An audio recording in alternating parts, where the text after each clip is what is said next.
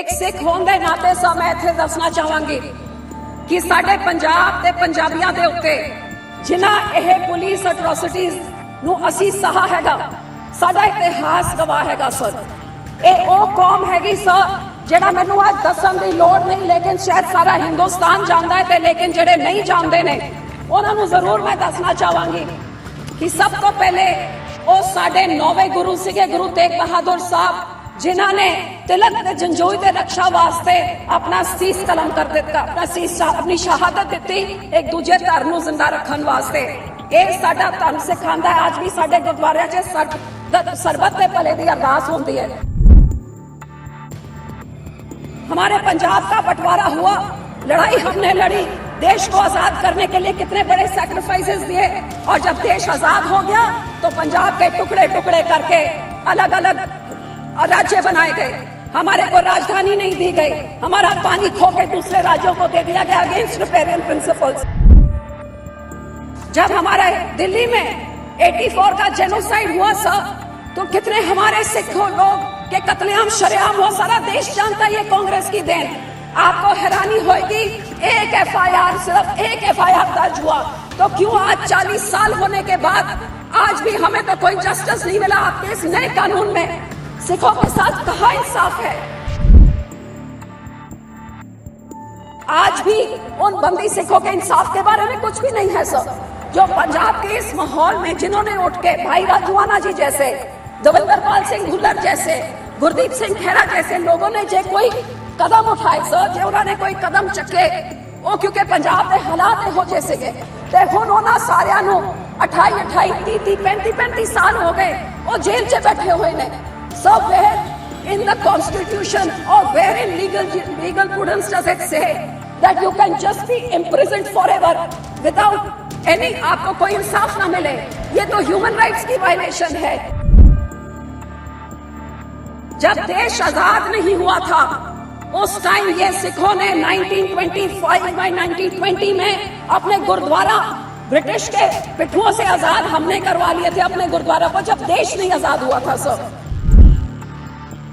Sir, as we debate a total overhaul of the criminal system after many years, and the government is bringing in something which is going to send out a message to the entire world, not only to the people in this country but to the entire world, कि आज जब भारत एक विश्व गुरु बनने के रास्ते पे चलना चाह रहा है, तो ये विश्व गुरु अपने लोगों के उनके इस सिस्टम को जब ओवरहॉल करता है तो ये आगे का, पीछे से सीख के आगे का क्या दिशा देता है। We are looking into the future where we are waiting to compete with the developed countries, and we cannot come up with draconian laws. We can either become an authoritarian state like China, or we can go where human lives, human values, our rights as enshrined in the Constitution for everybody, from a minority to an SC to the last person in the queue, are all given equal importance and equal regard. Before me, my colleague Owaisi Saab said a lot of things, and I am in agreement with many of those things, because the fact of the matter is that history has shown that whenever there are atrocities, it is the minority which has suffered the maximum. And I come from a state where we have been at the receiving end of this forever. Sir, today the most important thing for any human being is his freedom as enshrined in the Constitution, my civil rights, my right as a human being to express what I believe, to be able to say what I want and not live in fear of a police state misusing their powers to hound me because I have certain beliefs and I have the right to express them. Unfortunately today, sir, this law is going to give unbridled powers to the police and make it into an authoritarian state rather than a democratic country that we all want to live in as enshrined in Baba Saheb Ambedkar's his constitution. Sir, in this bill, I would just like to make a few small points. That what is absolutely clear is that the police is getting the kind of powers which I don't think any police force should ever have, because it is clear that everybody And all these posts who are appointed by political people. And obviously their allegiances are towards political people. I don't need to tell what the Supreme Court says about certain caged parrots. But here we are talking about police at the level of state also, starting from the Thanedar to the SSP, to the IG, to the DGP. All are political appointees. And because of that, there is political pressure in their actions. And everybody sitting in this August House, every political party has borne the brunt of that. And nobody should understand it better than us and better than our Honorable Home Minister. Which is why I feel that these powers which are being given without any checks and balances to do as they want. The police has been given, there is a UAPA law, but today the police is being given exactly the same powers. And there are no checks and balances whatsoever, sir. So these arbitrary powers which are against liberty, democracy, dissent, opposition, and I think here is a living example that such an important bill is being discussed, which should be in a fair and transparent manner with everybody allowed to air their views.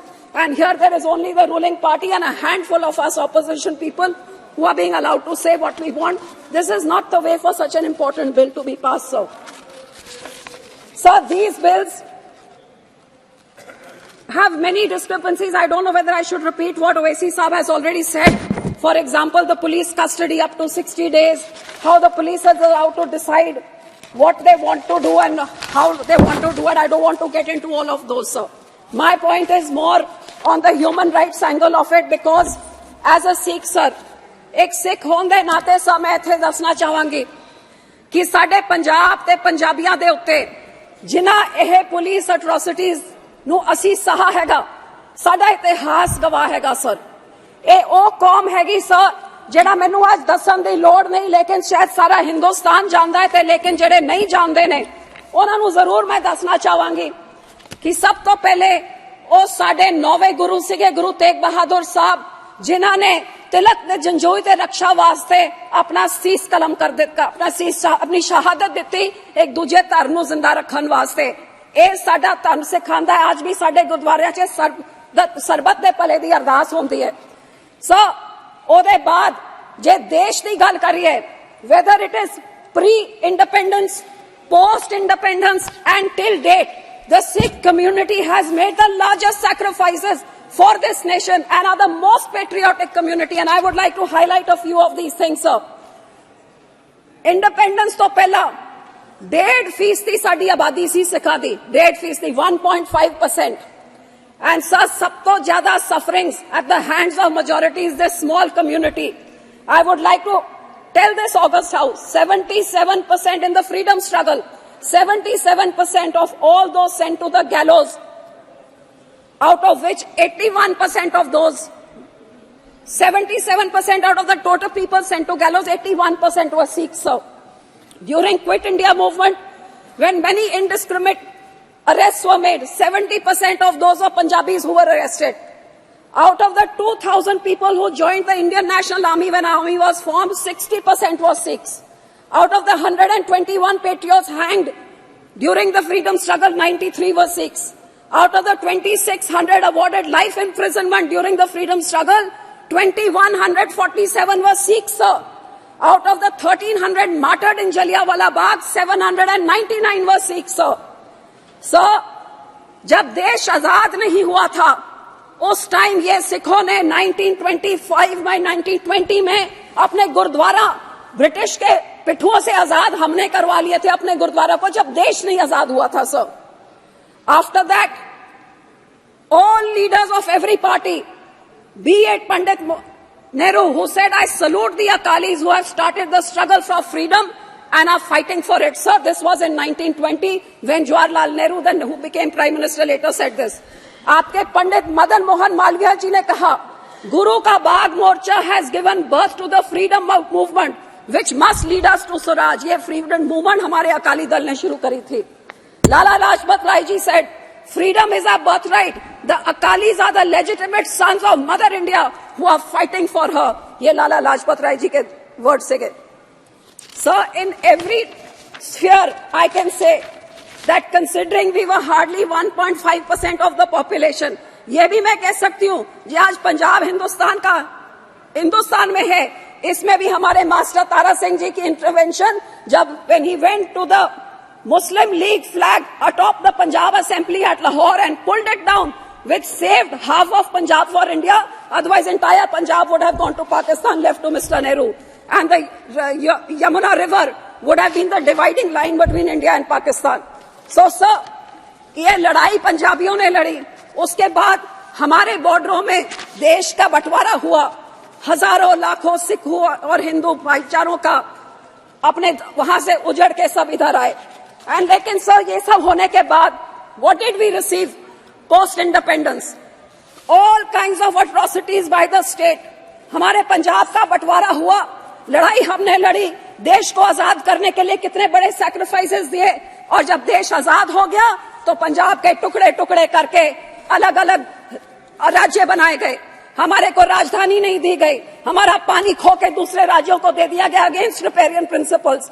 हर तरीके से Punjabi speaking गांव को दूसरे। Sir please, अब तो कोई opposition नहीं है, अब तो आज टाइम दे दीजिए। बिल पर बोले आप, इतना तक मैं आ रही हूँ उस पर सर, मैं एट्रोसिटीज की बात कर रही हूँ कि कानून कितना जरूरी होता है। उसके बाद सर, एक स्टेट स्पॉन्सर्ड जेनोसाइड का क्या कैसे हुआ? वो हमारे अकाल तख्त साहब के ऊपर इंदिरा गांधी के कहने पे जब वहां टैंकों तोपों से चढ़ा के हमारी सबसे जो धार्मिक स्थान है उधर जिस तरीके से टैंकों तोपों के साथ अटैक किया गया, गुरपुरब के दिन जब वहां पे श्रद्धालु थे उनके कत्ल करके सारा सरोवर लाल कर दिया खून से, ये एक स्टेट स्पॉन्सर्ड, जब प्रधानमंत्री अपने ही लोगों के ऊपर, तो क्यों आज तक इंदिरा गांधी के ऊपर क्यों कोई कानून नहीं लगा? उसके बाद जब हमारे दिल्ली में 84 का जेनोसाइड हुआ सर, तो कितने हमारे सिख लोग के कत्लेआम शरेआम हुआ, सारा देश जानता है ये कांग्रेस की देन। आपको हैरानी होगी, एक एफआईआर, सिर्फ एक एफआईआर दर्ज हुआ, तो क्यों आज 40 साल होने के बाद आज भी हमें तो कोई जस्टिस नहीं मिला? आपके इस नए कानून में सिखों के साथ कहाँ इंसाफ है? कौन सा वो पॉइंट है, मुझे बताएं जरा गृह मंत्री जी, वो कौन सा है जहां 40 साल बाद हमें इंसाफ मिले? और सर, यही मैं कहना चाहती हूं कि हमारे सिखों के जब धार्मिक स्थानों पे अटैक हुआ, हमारे कत्लेआम हुए, कोई वहां पे किसी को सजा नहीं मिली, कोई एफआईआर नहीं लगाई गई, कोई हमारे बहनों के साथ जो रेप हुआ, कोई हमारी सुनवाई जब कहीं नहीं हुई। और इसी तरह पंजाब में जब हजारों नौजवानों को, बेगुनाहों को यूएपी लगा के, ऐसे ऐसे कानून लगा के, जब उनको एक पूरी जवानी, अब यहाँ पे वो बिट्टू नहीं है कांग्रेस के एमपी साहब, उनके जो दादाजी थे, पूरा बेअंत सिंह ने एक पूरी पीढ़ी सिखों की खत्म कर दी।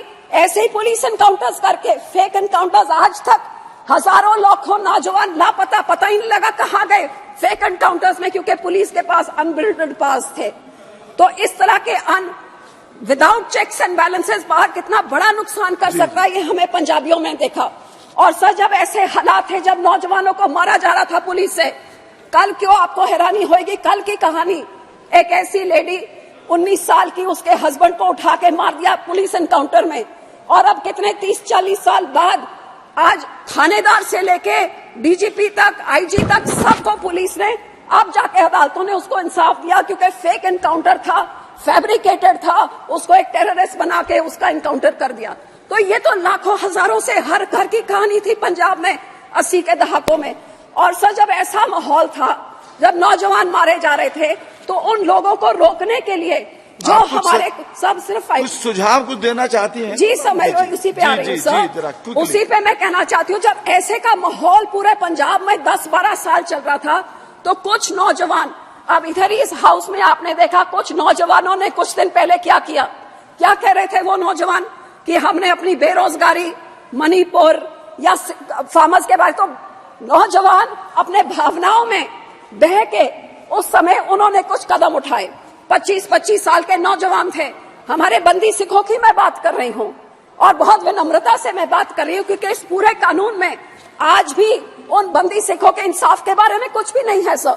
जो पंजाब के इस माहौल में जिन्होंने उठ के, भाई राजूआना जी जैसे, देवेंद्र पाल सिंह भुल्लर जैसे, गुरदीप सिंह खेरा जैसे लोगों ने जो कोई कदम उठाए सर, जो उन्होंने कोई कदम चके, वो क्योंकि पंजाब के हालात हो जैसे गए, ते हुण उन्हां सारियां नूं 28-30, 35 साल हो गए, वो जेल च बैठे हुए ने।